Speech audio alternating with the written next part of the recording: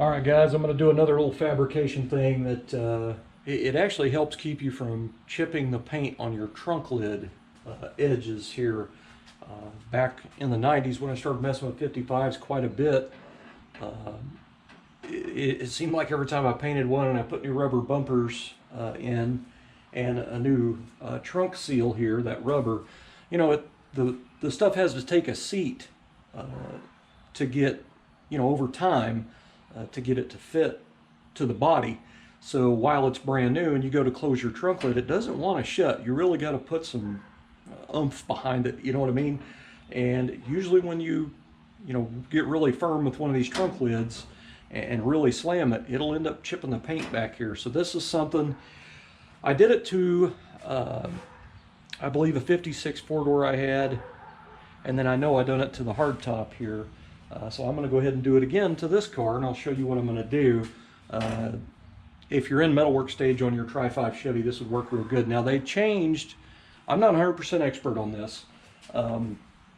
They changed the way they had some things under here, I think in 56 and maybe mid-year 55, I don't know, but they ended up putting some little tiny L brackets in here, and it kind of helped get over the top of your rubber bump stops that go here, which are these right here. These are reproductions, brand new. But anyway, these go in here like this. I usually get up underneath on the back side with a finger and try to turn it side to side to get it to go in there. I think I got it, yep. Okay, so anyway, when you put your deck lid down, you got to keep in mind this is really thin right here. I mean, it's, you know, I don't know what thickness that is, but anyway, when you close your deck lid, you've got this big round cushion, but there's only that, you know, that much of that trunk lid is going to be on that. So when you get it down here, see how it's kind of on the edge right there? So, I mean, really, you're just barely catching that to stop on there, which kind of sucks. And like I said, when you put your new seals on there and everything, and it's hard to shut, you go to slam it, and see that? It went to metal on metal. So what I'm going to do is take this piece of angle iron, and I'm going to cut it, I don't know, probably about the same width as that bump stop. I'll cut a piece out of it that's the same width as this bump stop. And at that point, I'll take that piece and I will weld it up in there like that. I will, you know, I'll trim off one side of this so it fits up in there, but it'll be completely even with the bottom of that, right in line with that. So then when you slam your trunk lid, you're going to have a full thing on there. So it really is not going to have any room for that thing to hit metal on metal. It's going to be pretty firm on there. So, you know, I remember the very first 55 I painted, man. I put the new rubber bump stops on there and had everything painted. It was a little two-door post 55, painted it red and white. And I'm not kidding, that paint wasn't even 3 days old, and I closed that trunk lid and it chipped it up in here, and oh boy was I mad. I think it chipped both sides. But anyway, so this is just something I'm going to do. It's very, very easy to do. I mean, it's not even going to take an hour of labor to do this. So what I'll do is I'll get this down here, the deck lid, and of course I'll have to clean off the paint on the backside, so I have clean metal to weld to, but I'll take a Sharpie straight on, and I'm going to draw a line here and a line here, and that shows me when I lift the deck lid up here, that'll show me where this piece is going to go. So it'll pretty much be a little piece about like that up in there. And what I usually do is I put perimeter welds around it, and then I grind that part to where it's even and body work it in smooth. But you know, when you do it all in metal and it's nice and good, you really don't even need to putty it up or anything. But I will put a small hole, I'll drill a hole in that, and also put a little plug weld up in there as well. So anyway, let's get started.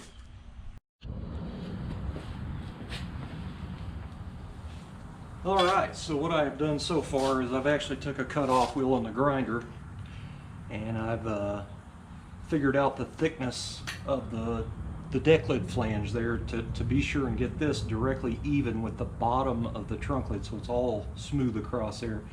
So it wasn't a whole lot, but anyway, I started cutting it off. Now the width of the factory rubber bumpers on those Tri-5s are set almost 7/8 of an inch. I mean, it's just so close to 7/8. So I'm just going to go ahead and cut them at 7/8 of an inch. So here we go.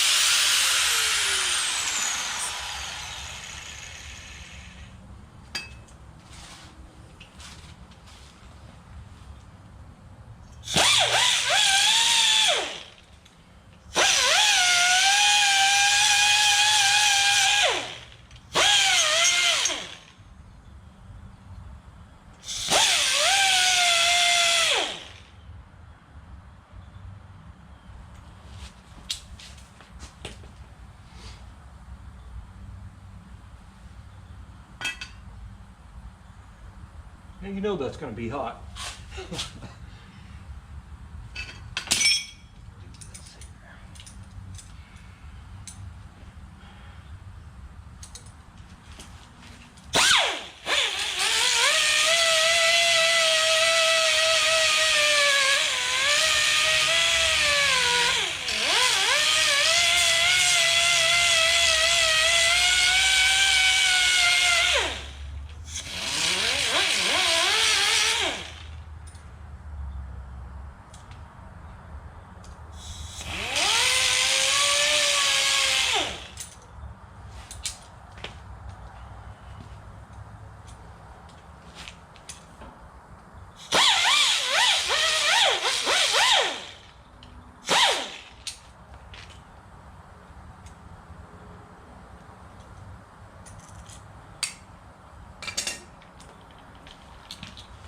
I'm going to go ahead and clean this up really slick and smooth so it doesn't take any putty work or, you know, need to be any fine tuning done on it after the fact. So I'll go ahead and get it as slick as I can, or I don't have to mess with it even more once it's on the car.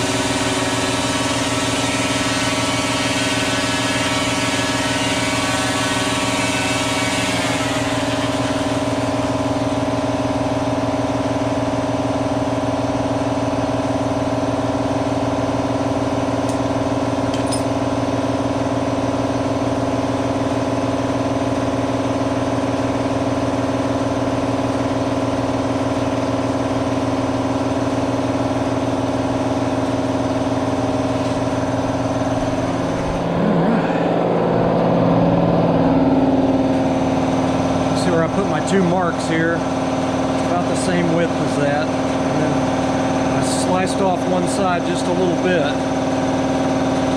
So this will go in there just like that. And that is pretty much even off the bottom of that deck lid, but I will drill a hole in this, which I should have done it before, but while I had the whole thing to hold on to before I cut this piece out is what I should have done. But anyway, I will drill a hole in that right in the middle, pretty big hole, like a, I don't know, 1/4 inch, maybe a little bigger. Anyway, that way I can plug weld it, but I'll also put perimeter welds around it. But that will be a permanent part of the trunk lid. And then when that comes down, to that, you've got all that surface area on that rubber bumper right there. I've got the camera on a tripod, so it's making it a little tough for me to try to show that. But anyway, you'll have all that surface area of that rubber cushion at that point. So once that goes in there, there's really no way, no matter how hard you slam that, that your deck lid edge is going to come in contact with your tail pan. So anyway, I got to cut one more of those, drill 2 holes, and then I can go ahead and clean up the bottom of the deck lid in the area because there's still paint on the back side. And then I'll get it welded on there. Alright guys, so I ended up grinding the weld that I put across here. Now I just put 1 tack on the back, but I'm going to fully perimeter that, and then I have a hole drilled in the back of this. And I actually chamfered the hole out a little bit so it'll fill up with weld. But I'm going to perimeter weld that and then put a plug weld there, and then I'll go in there and grind all this, edge it real nice with the cone burr on the die grinder. Get it to where it looks like it flows into it. But it really won't take any body filler because it's, in metal. I got it up there exactly flush. That's kind of the key, is to make sure that thing is exactly flush, because if it's too far out, you'll have to grind it a long way, or if it's too far in, you're going to have a dip in it. So if you want it to look good, it shows. If your trunk's up, it's best to get that as even as you can. But usually when you clamp that on there and you tap it with that flat-ended hammer, it'll pretty much put it even, and you're good to go. So I rounded the edges here, and when I get it upside down off the car later to weld it, I'll fine-tune these a lot better. I just kind of roughed the edges in, but I'll get them a lot nicer. And I could possibly thin this down just a little bit more, but this was barely catching the edge of that bumper. So this is going to go all the way back to that bumper. So it's not long enough to hit the channel back here, which is a good thing. But anyway, this one I need to put another little tack here, another little tack and 2 over here, because I've got some spots. When I'm welding something that I don't want to put putty in, I like to go back and re-hit these to smooth that, grind it back down smooth, so I don't have any filler there to crack out or chip out, which it's probably not going to do anything even if I did. But anyway, this is what it is going to look like as I'm closing it. And you'll keep an eye on that rubber bumper, and it comes down right to it. So I've got full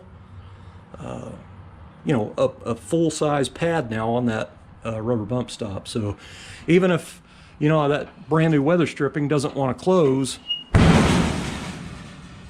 I just slammed that pretty hard, so you can hear the rubber sound, the thud. So it's not gonna chip the paint anymore. But I did write a note on here with you can barely see it though, with my little pencil. That didn't sound right. I've got a little tiny pencil here. I lost the eraser a long time ago. My brother-in-law got me that one year for Christmas. But anyway, I wrote on there, finish welding stops, and then that way I won't forget that. I will have to grind some of this body filler away here for when I go in and weld the back side of that, because it will delaminate that from the heat. But anyway, guys, I'm happy with it, man. That worked pretty nice. Anyway, it'll just save your paint.